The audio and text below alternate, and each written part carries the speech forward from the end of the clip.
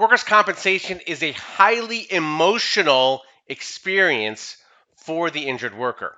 Hello, my name is Michael Stack, and I'm CEO of AMAX, and in this video, I'm going to give you a very effective tip to avoid that claim, or help avoid that claim, blow up in your face. And it's regards to managing the timing of your response to an angry injured worker. So the timing of your response to an angry, upset, highly emotional, highly frustrated injured worker. And this happens, as you know, in our industry quite a bit.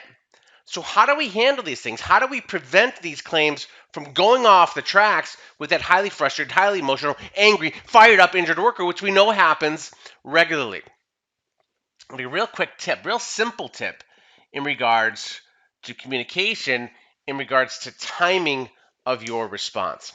So let's just role play this for a second. You're talking to this injured worker, whether it's over email or phone or in person, and they're fired up, they're emotional. I got this, and I'm going this, and I'm going through this, and I'm going through this, and I had this doctor, and it didn't work out, and this, and blah blah blah, and blah blah blah, and blah blah blah, and blah blah blah. You know the story. They're fired up and they're angry, and they're just going after it. They're going after it. They're going after it, and they're just spewing a lot of this emotion at you.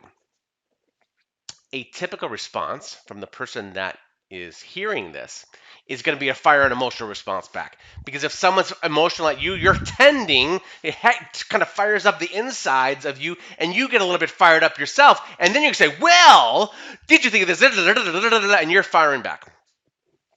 And as we know, that's not going to help. That's not going to go anywhere.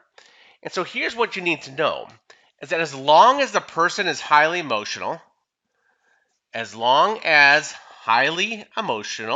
the person is highly emotional, they will not hear a word that you say. They will not hear a word you say. You say. They will not hear, let's put here in, a word that you say. As long as the person is highly emotional, they will not hear a word that you say.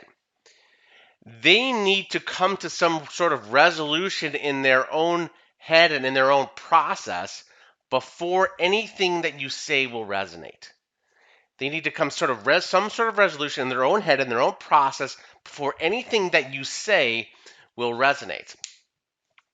So the tip here is to let them finish. Let them finish. Let them finish what it is that you're saying. Engage in empathetic listening. Oh, I hear you. Oh, I bet that must have been hard. I bet that if that happened to me, I could see and understand how and why you're feeling the way that you do.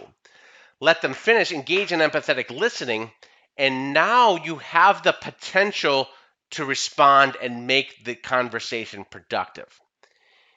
Now you have the potential to make the conversation productive if you let them finish. And I will tell you, this is going to take longer than you want it to. A lot of times, it will take longer than you want it to. It's going to cause you a lot of times some frustration. You're like, holy smokes, how long is this person going to be yapping and jabbering on? I've got other stuff to do. I don't need to listen to your whole life story. But if you want that conversation to be productive, let them finish. Engage in empathetic listening. Time your response appropriately. Be intentional about this, or that situation is only going to get a lot worse. It's only going to get a lot more costly. It's only going to increase the duration of that claim. It's only going to increase the likelihood of litigation. Add on 10, 15, 20 minutes right in this little time frame. It's going to save you weeks and months and thousands of dollars on that claim cost. Again, my name is Michael Stack, and I'm the CEO of AMAX. And remember, your work today in workers' compensation can have a dramatic impact on your company's bottom line. But it will have a dramatic impact on someone's life. So be great.